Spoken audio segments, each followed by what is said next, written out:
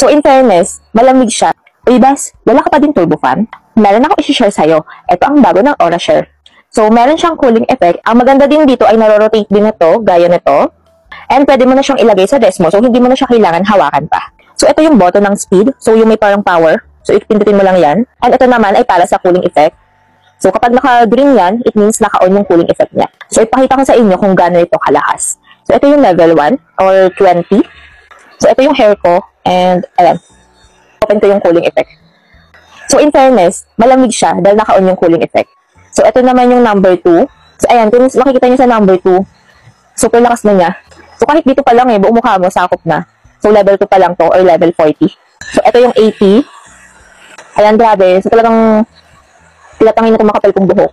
And, ito yung 100. O, diba, grabe, ang lakas niya. Sa level 100 to. So, kaya talaga makipagsabayan ito sa ibang mga turbo fan. At ang maganda pa dito is hindi siya masyadong maingay. So kapag may kausap ka at gamit mo to, magkakaintindihan pa rin kayo. Kaya ikaw, mag-check out ka na at baka maubusan ka pa.